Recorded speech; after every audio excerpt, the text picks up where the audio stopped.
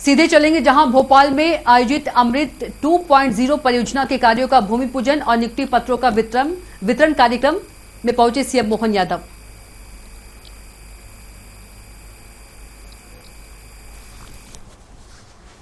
के साथ साथ देश की स्वच्छतम राजधानी का गौरव भी भोपाल को प्राप्त हुआ है। बेहतर साफ सफाई व्यवस्था में नगर निगम के सफाई मित्रों का अहम योगदान है। तो आज इस मंच से कुछ स्वच्छता मित्रों को सेवा सम्मान प्रदान किया जाएगा और इसी कड़ी में मंच पर हम आमंत्रित कर रहे हैं श्रीमती राम प्यारी को मंच पर, जिनके द्वारा वार्ड क्रमांक 67 इंदपुरी सी सेक्टर से यादव टी स्टॉल से गर्ग इलेक्ट्रॉनिक्स तक आपका जो कार्य है वो सराहनीय है। और इसी कड़ी में श्रीमती राम प्यारी को शॉल, श्रीफल और सूट भेंट करके माननीय मुख्यमंत्री जी सेवा सम्मान प्रदान कर रहे हैं। इसी कड़ी में आगे बढ़ते हुए श्रीमती निर्मला मकोरिया को मंच पर आमंत्रित करने जा रहे हैं। वार्ड क्रमांक 46 4 इमली क्षेत्र में नंदन पार्क के पास मार्ग की सफाई कार्य निरंतर संपादित करती हैं और नियमित रूप से अपने कर्तव्य स्थल पर उपस्थित रहती है। जोरदार तालियों के साथ आपके इस सेवा भाव के लिए आपको सम्मान प्रदान किया जा रहा है। श्रीमती निर्मला मकोरिया के पश्चात श्रीमती रोशनी को मंच पर आमंत्रित करेंगे।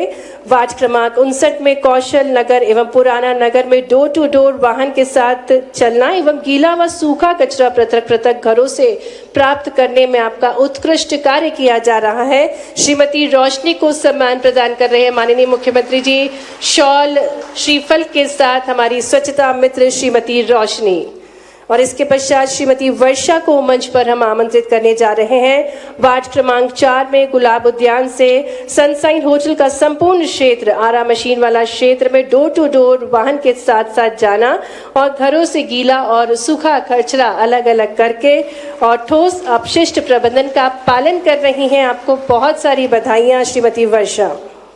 श्री सतपाल को मंच पर आमंत्रित करेंगे। जोन क्रमांक 14 के विभिन्न वार्डों में नाला और नालियों की सफाई में आप अपने कार्य कुशलता से कर रही हैं और जिससे जल भराव की समस्या नहीं हो रही है। श्री सतपाल को बहुत सारी शुभकामनाएं और सम्मान माननीय मुख्यमंत्री जी प्रदान कर रहे हैं। श्री राकेश को मंच पर आमंत्रित करेंगे। वार्ड क्रमांक 31 में तुलसी नगर 74 बंगले में डोर टू डोर वाहन पर कचरा संग्रहण आपके द्वारा किया जाता है। श्री राकेश को शॉल, श्रीफल और ट्रैक सूट माननीय मुख्यमंत्री जी दे रहे हैं।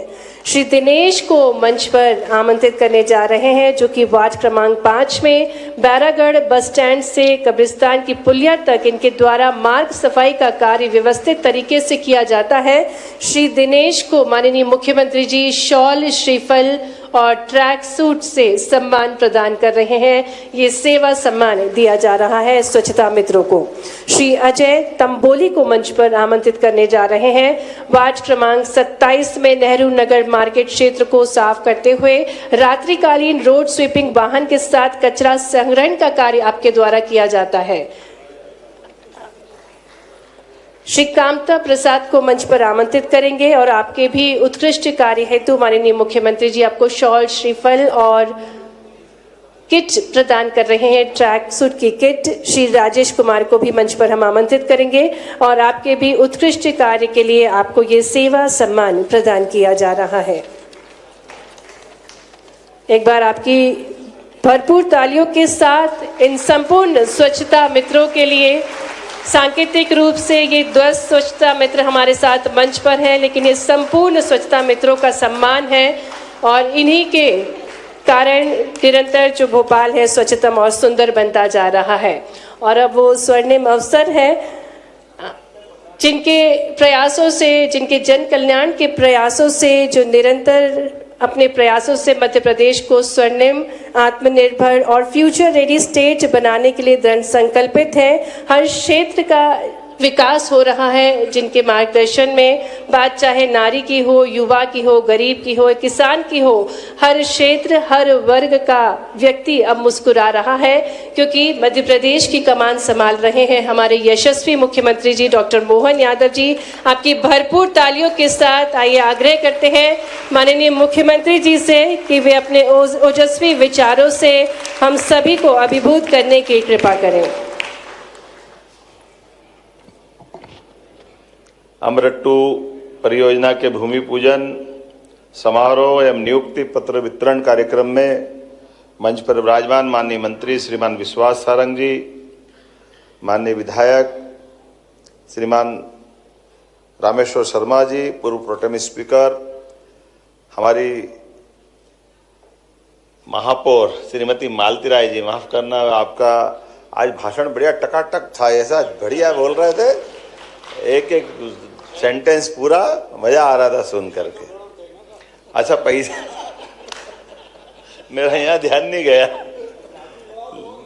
जोरदार। इस अवसर पर माननीय विधायक भगवान दास सबनानी जी, भगवान भाई के काम जोरदार है।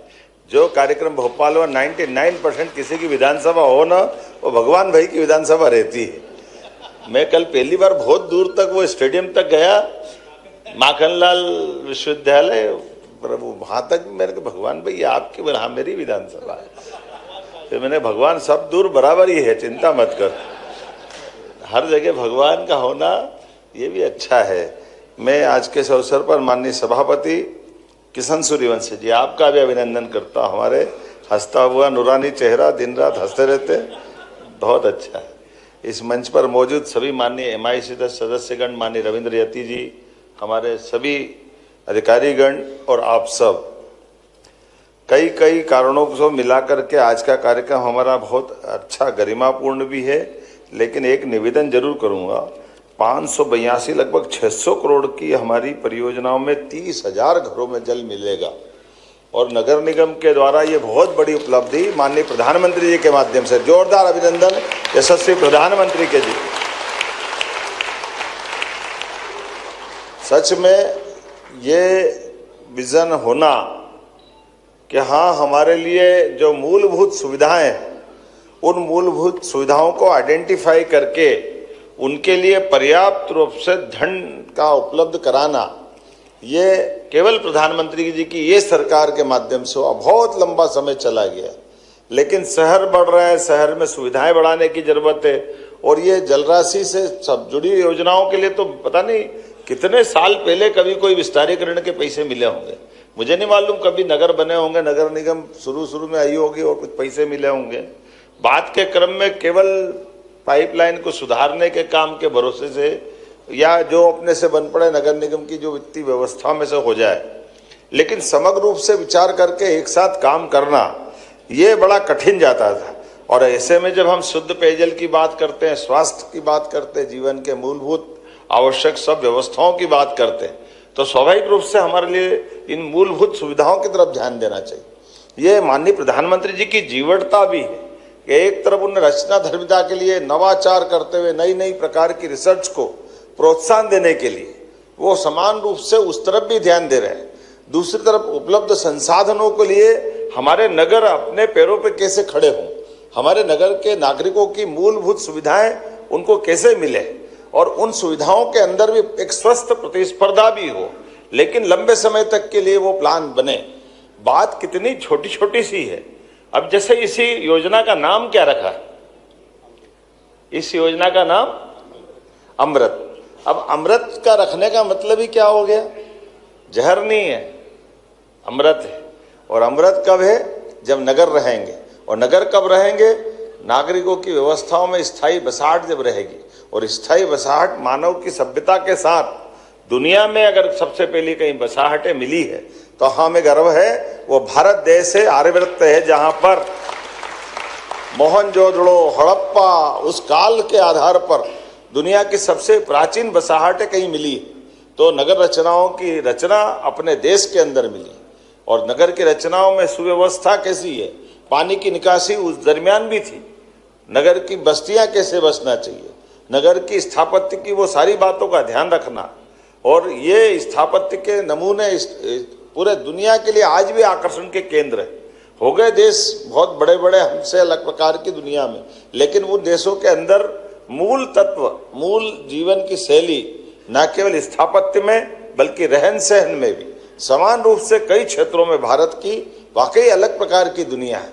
इसीलिए आज जब हम इस पे बात कर रहे हैं तो हम अपनी नगर रचना की मूलभूत पेयजल की व्यवस्था, जब 600 करोड़ की पेयजल की व्यवस्था की बात कर रहे हैं, तो ये मत बिल्कुल मैं कह सकता हूं कि काम अपने एक संयुक्त रूप से बारिश से हो सकता है इस कारण से यहाँ हम भूमि पूजन कर दें, लेकिन असली में तो इतने बड़े पैमाने पे जब हम लोगों को लाभान्वित करने वाले हैं तो इसकी बात भी नीचे तक जाना चाहिए।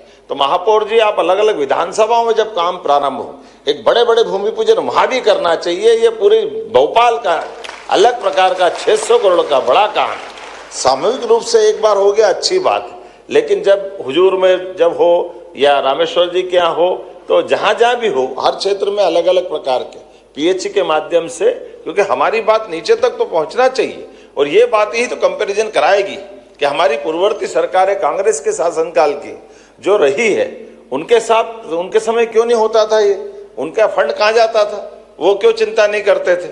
आप बताइए, कितने दुख के साथ बोलना पड़ेगा कि आज कितने अलग प्रकार से भारत की प्रगति हुई है। अब ये तो बच्चे को भी मालूम कि कहाँ 15वें नंबर पे अर्थव्यवस्था थी, कहाँ हम चौथे पे पहुंच गए और कहाँ तीसरे पे पहुंच रहे हैं। जोरदार अभिनंदन करो माननीय प्रधानमंत्री जी का। दुनिया के अंदर एकमात्र हमारे न्यायालय है जो अपने प्रधानमंत्री भी अगर गलत आचरण करते तो उनका चुनाव का अयोग्य घोषित करते हैं। ये हमें अपना गर्व है अपने न्यायालयों की उस ताकत के भरोसे, जो अपने ऐसे एक एक फैसले से अपने देश के और दुनिया के सामने मिसाल बनते हैं। और विक्रमादित्य काल से न्याय की व्यवस्था हमारी उत्कृष्ट रही है। ऐसे में आज के इस दौर में इस व्यवस्था को बनाने के लिए सम्मान दिलाने की आवश्यकता है। लेकिन बड़े दुर्भाग्य के साथ कहना पड़ रहा है, जिस इलेक्शन कमीशन के बलबूते पर दुनिया हम पे गर्व करती है, हमारे गणतंत्र लोकतंत्र की व्यवस्थाओं पे गर्व करती है, ये एकमात्र देश ऐसा है जहां के चुनाव आयोग ने अपने चुनावों के अंदर निष्पक्षता के आधार पर बड़ी से बड़ी सत्ता पल भर में नीचे गिरती है और बगैर झंझट के जनता के द्वारा दिए गए चुनाव के बलबूते पर नया सत्ता का समीकरण बनता है, नया मंत्रिमंडल बनता है और भारत नई दिशा में चलता है। ये लोकतंत्र का गौरव है भारत का। और सच्चे अर्थों में चुनाव आयोग के पीछे ये जनता का विश्वास है। तो जनता के विश्वास को बनाए रखना ये सबकी जवाबदारी है, पक्ष की भी है और ज्यादा प्रतिपक्ष की भी है। वो अपना आत्ममूल्यांकन करे, अपने अवमूल्यन मत करे। वो अवमूल्यन कर रहे हैं अपनी खींच को मिटाने के लिए। क्या गंदा आरोप लगाते हैं चोरी चकारी का। अरे जिसके मन में बार बार चोरी आती है, जिसके दिमाग में घुसी होती है, वो मुंह पे आती है, वो अपने लाइन पकड़ते हैं, वो रास्ता पकड़ते हैं। क्या बात कर रहे हैं, कोई जिसपे खुद पे मुकदमे चल रहे हैं वो दूसरे को चोरी और चकारी के बारे में बात करते, कैसी बात करते। जो लोकसभा के अंदर एक बार नहीं, 2 बार नहीं, 3 बार अपनी सत्ता से वंचित हो जाते, वो हर जगह नया समीकरण, नई बात लेकर के आते। जिसने 100 बार संविधान के लिए संशोधन करते हुए संविधान का अपमान किया हो, वो संविधान की बात करते। वो कभी सेना के पराक्रम शौर्य से, जितने सेना ने भारत को गौरवान्वित करने का मौका दिया, हाँ हमें गर्व है आजादी के बाद से हमारी सेना ने देश की रक्षा की है। हम सबको गर्व है इस बात के लिए। जब सारी व्यवस्थाएं ध्वस्त हो जाती है, सब व्यवस्थाओं में विकृति आती है, लेकिन हमारी सेना ने दुनिया के सामने अपनी सीमित संसाधन के बाद भी, अपनी तमाम व्यवस्थाओं में उथल पुथल के बाद भी आज तक भारत के राजनीतिक मानचित्र पर चुनी हुई सरकारों के मामले में उनने मर्यादा रखी। हमें इस बात का गर्व है। एक तरफ वो हमारे इस लोकतंत्र में भरोसा रख करके, चाहे हमारे कमांडर इन चीफ की व्यवस्था हो या हमारे बड़े से बड़े अलग अलग प्रकार के सेना के अलग अलग अध्यक्षों की बात हो, कभी इस बात पे प्रश्न नहीं उठा कि लोकतंत्र से चुनी हुई सरकार को सैनिकों के, अधिकारियों के माध्यम से अगल बगल के देश की तरह कोई उदाहरण बनाया जाए। ये कितने बड़े गर्व की बात है। आजादी के अमृत काल में हम पहुंच रहे हैं और हमारी सेना ने दुनिया के सामने अपनी सीमाओं के अंदर रहते हुए देश के एक तरफ जितने चुनौती भरे कठिन से कठिन हालात हो, बाढ़ हो, कोई दूसरी प्राकृतिक आपदा हो, सैनिकों और सैनिक अधिकारियों ने जान की बाजी लगा करके उन चुनौतियों से, घर की चुनौतियों में भी अपनी मर्यादा में रहते हुए अलग से उदाहरण दिए। और जब सीमा के पार जाकर के भी पराक्रम का मौका आया हो, तो सीमा के बाहर जाकर भी देश के दुश्मनों के साथ सेना ने सदैव हमारा मान बढ़ाया, सम्मान बढ़ाया और देशवासियों की रक्षा की। हमें इस बात का गर्व है, हमें इस बात का आनंद है। और एक बार नहीं, दो बार नहीं, किसी इस सरकार के साथ नहीं, 31 की लड़ाई हो, 65 की लड़ाई हो, बाद की टाइगर हिल की अटल जी के समय की लड़ाई हो, या यशस्वी प्रधानमंत्री के समय 3-3 बार की लड़ाई, लेकिन कितनी बेशर्मी से नेता प्रतिपक्ष बोलते हैं कि सेना का प्रमाण बताइए। सेना जब कहीं कोई सर्जिकल स्ट्राइक करके आती है तो सेना के द्वारा गिराए गए बम का हिसाब मांगते हुए, और वह मौत हुई कि नहीं उसके फोटोग्राफ मांगते, और वही नादानी आज हो रही। केवल एक में वो कारण है कि मैं मेरे घर के अंदर से जो सत्ता चलाता था, मेरे खानदान में जो परिवार में वंश में जो लगातार नाना के बाद नानी, नानी के बाद का जो लंबा समय चला गया, मेरे घर से सत्ता कैसे चली जाए। अरे भाई, इसी कारण से तो चंद्रशेखर आजाद, भगत सिंह सबने अपने आप की कुर्बानी दी थी।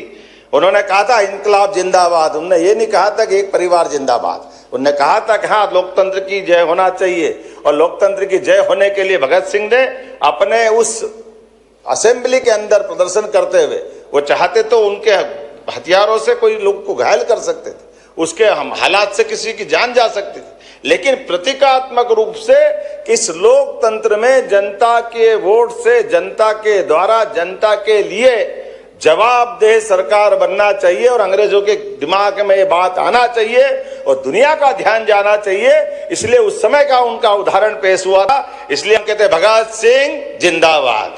ये जिंदाबाद ऐसे ही नहीं होता, एक नहीं, ऐसी हमारी लंबी परंपरा है, लेकिन बड़े दुर्भाग्य के साथ कहना पड़ रहा है। कैसे बेवकूफ बना रहे हैं, क्यों बेवकूफ बना रहे हैं, किसे बेवकूफ बना रहे हैं? केवल इस बात के लिए बेवकूफ बना रहे कि आपकी सत्ता, आपके परिवार में से ताकत चली गई, आप पे कई बेईमानी के केस चल रहे हैं। अरे केस चल रहे तो आप जमानत कराए हुए हो आप, और आप जाकर के न्यायालय में खड़े होकर अपने पक्ष बता दो। आपका पक्ष होगा तो बरी कर देगी न्यायालय। न्यायालय में अगर आप अपने आपको प्रकरण के साथ कष्ट में पाते हो तो कुछ तो गलती आपने की होगी, तब तो यहाँ पे मुकदमे बने आप लोगों पे। लेकिन उस मुकदमे की आड़ में देश भर में हमारे देश का लोकतंत्र दुनिया में बदनाम करे, दुनिया में इस बात की कोई छूट कम से कम भारतीय तो नहीं देगा। लेकिन आज के इस अवसर पर ये जो नया खून आ रहा हमारी नगर निगम में, नई नियुक्तियां आ रही है, आज ये लोकतंत्र की नर्सरी होती है नगर निगम, स्थानीय निकाय, हमारी अपनी तीसरी चुनी हुई व्यवस्थाओं का सर्वाधिक महत्वपूर्ण पक्ष है, जो आम जनता से, जिसकी रोजमर्रा की जिंदगी की जरूरतों को अगर सबसे पहले कहीं से वो रूबरू होता है तो स्थानीय निकाय के माध्यम से होता है। इसलिए ये सबसे पहली जवाबदारी हमारी स्थानीय निर्वाचनों के माध्यम से, आपके द्वारा चुनी हुई सरकारों के माध्यम से होती है। मुझे इस बात की प्रसन्नता है, भोपाल ने न केवल अपनी ड्यूटी निभाई बल्कि स्वच्छता संरक्षण में भी अपनी नई पोजीशन बनाई। जोरदार अभिनंदन इस नाते से। और भोपाल तो देश का दिल है, मध्य प्रदेश का पूरा आनंद है, और भोपाल की खूबसूरती, भोपाल का कई प्रकार से उसका वैभव। एक तरफ हमारा टाइगर अभयारण्य, पूरे देश में नगर के पास इतना ज्यादा नजदीक कोई हमारा टाइगर रिजर्व नहीं है जो डॉक्टर वाकणकर के नाम से भोपाल में है।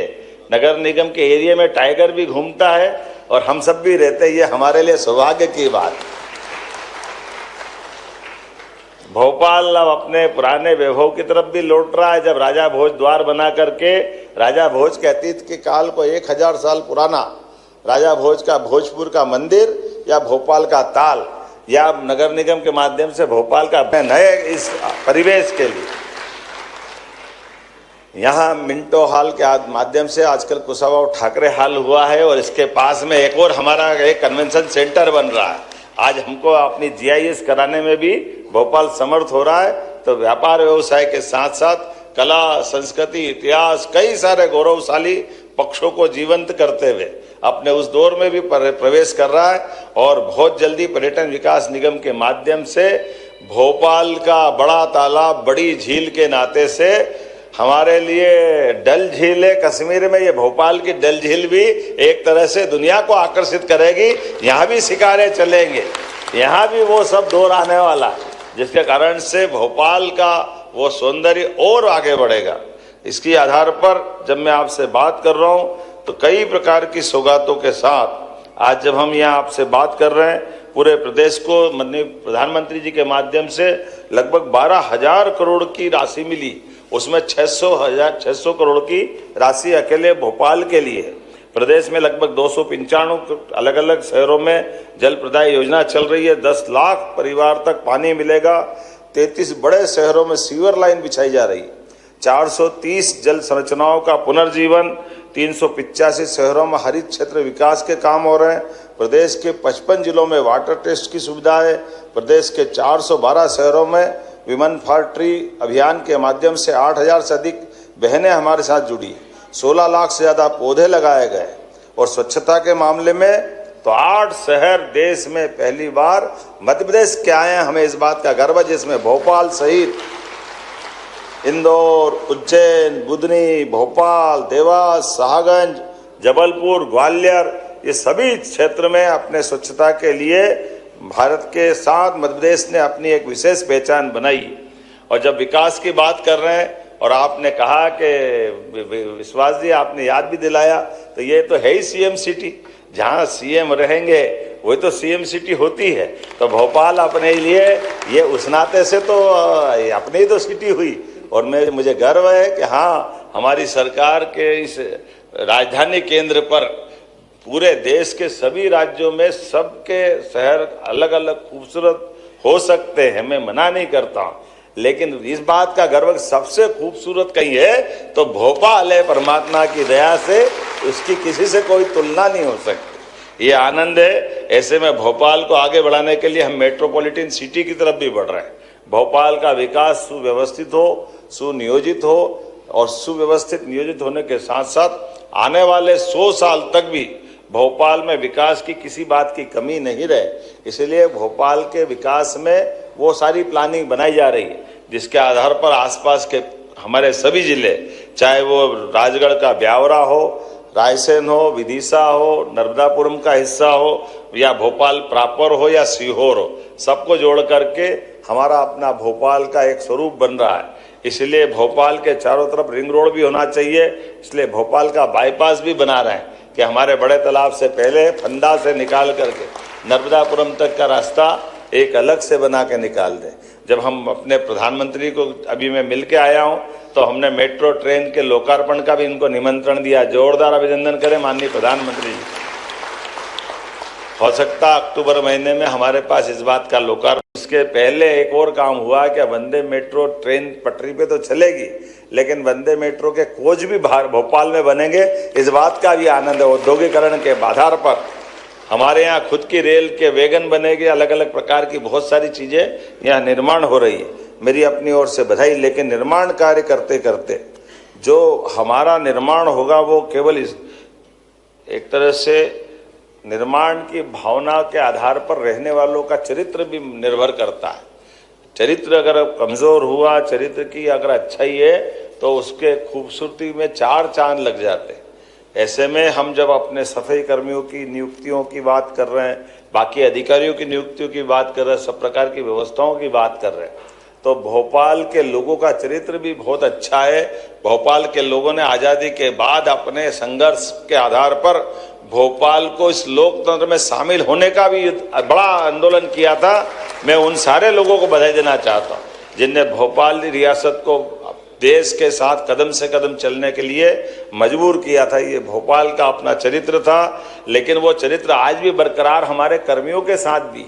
जो स्वच्छता कर्मी, मुझे बताया गया कि स्वच्छता कर्मी अपनी जीवन की कई कठिनाइयों में भले होंगे, लेकिन जो काम दिया उस काम को नैतिकता के आधार पर, ईमानदारी के आधार पर कैसे निभाए, इसके उत्कृष्ट उदाहरण है। कोई सफाई कर्मी को चांदी के बर्तन मिल जाते हैं, तो चांदी के बर्तन वो बजाय स्वयं के उपयोग के ढूंढ करके जिसके बर्तन उस तक पहुंचाते हैं। ये हमारा अपना चरित्र है। मैं उन सारे लोगों को बधाई देना चाहता हूँ।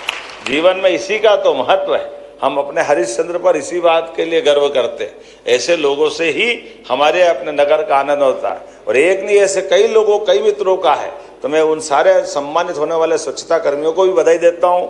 नियुक्ति पत्र जिनने पाए उनके जीवन के लिए भी मंगल कामना देता हूँ, शुभकामना देता हूँ। आगे उनका जीवन इस सर्विस के माध्यम से वो उत्कर्ष पे पहुंचे। साथ ही साथ वो सारे लोग जो जाने अनजाने मेरे अभी उल्लेख करने से छूट गए, लेकिन अपनी दक्षता के आधार पर इसी प्रकार का अपन जीवन जिए, ये मेरी शुभकामना। एक बार फिर अच्छे कार्यक्रम के बधाई। बहुत बहुत धन्यवाद।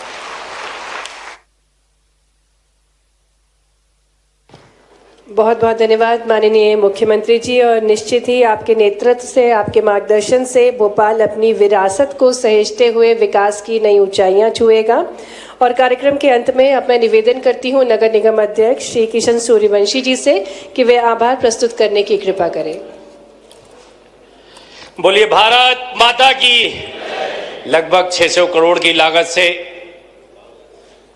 अमृत योजना की सौगात आज राजधानी भोपाल को देने के लिए हमारे बीच में उपस्थित हुए मध्य प्रदेश के हमारे लोकप्रिय यशस्वी मुख्यमंत्री आदरणीय मोहन यादव जी के लिए जोरदार ताली बजा करके उनका आभार व्यक्त करें। इसके लिए आपका बहुत बहुत आभार भाई साहब।